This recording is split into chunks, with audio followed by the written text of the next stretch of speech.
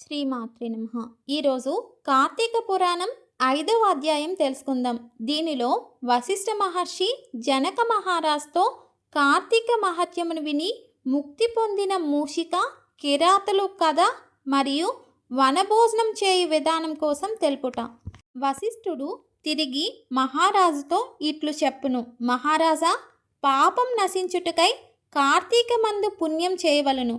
పుణ్యం చేయుట వలన పాపం తొలగటయే గాక పుణ్యం వృద్ధి అగును. కార్తీక మాసం నందు శ్రీహరి సన్నిధిలో భగవద్గీత పారాయణం చేయువాడు పాప విముక్తుడగును. తులసి దళములతో గాని తెలుపు లేదా నలుపు గన్నేరు పువ్వులతో గాని హరిని పూజించువాడు వైకుంఠమును కేగి హరితో సుఖించును. హరి సన్నిధిని భగవద్గీతలోని 10, 11 అధ్యాయములను పారాయణ చేయువాడు వైకుంఠమునకు ప్రభువగును.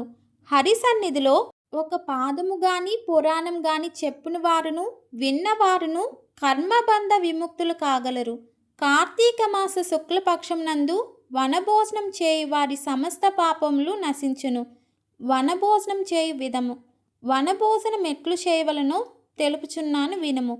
అనేక జాతి వృక్షములతో నిండిన వనమునందు ఉసిరిక చెట్టు వద్ద సాలగ్రామం నుంచి గంధ పుష్పాదులతో పూజించి శక్తానుసారము బ్రాహ్మణులను పూజించి వారితో కలిసి ఆ వనమునందు భోజనం చేయవలను.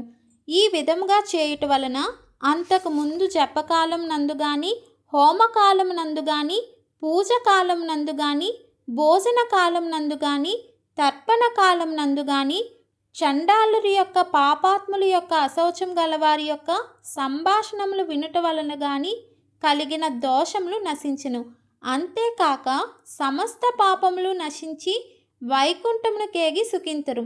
ఈ కార్తీక మహత్యమును విన్న యొక్క బ్రాహ్మణ బాలుడు గొప్ప సంకటం నుండి విముక్తిగాంచెను అని చెప్పుచుండగా జనక మహారాజు ఆ బ్రాహ్మణ బాలుని వృత్తాంతము సవివరంగా వివరించమనెను.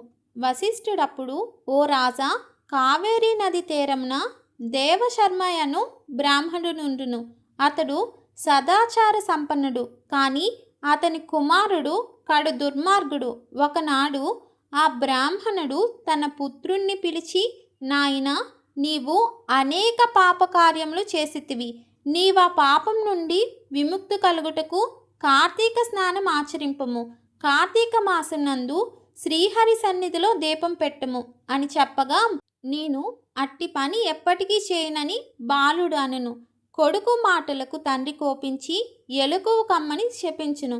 తండ్రి శాపమును విని ఆ బాలుడు దుఃఖించుచు, నాయనా, నా తప్పును క్షమించుము, నాకు ముక్తి కలుగు మార్గం తెలుపుము అని వేడుకొనగా, ఆ బ్రాహ్మణుడు జాలిపడి, పుత్రా, ఎప్పుడు నీవు కార్తీక మహత్యమును విందువో అప్పుడు నీవు శాప విముక్తుడగుదువు అని చెప్పును.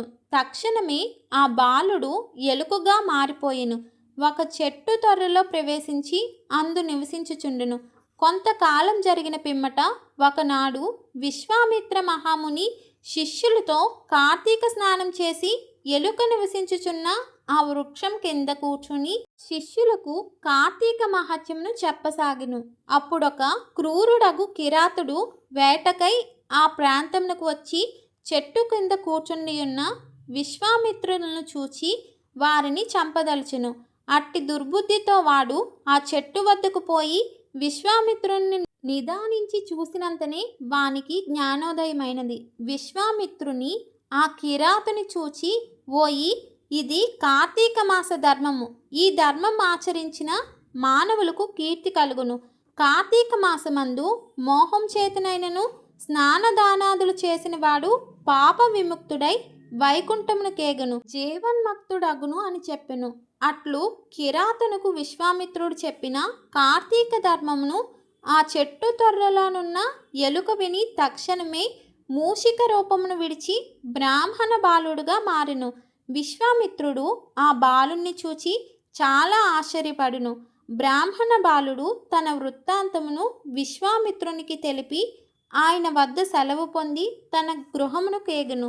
సద్గతి కోరు నరుడు కార్తీక మహత్యమును తప్పక వినవలను. కనుక ఓ జనక మహారాజా, నీవు తప్పక కార్తీక వ్రతం చేయము. బ్రహ్మ నాకు చెప్పిన కార్తీక మహత్యంను నేను నీకు చెప్పుచున్నాను కనుక నీవి పురాణము శ్రద్ధగా వినుము.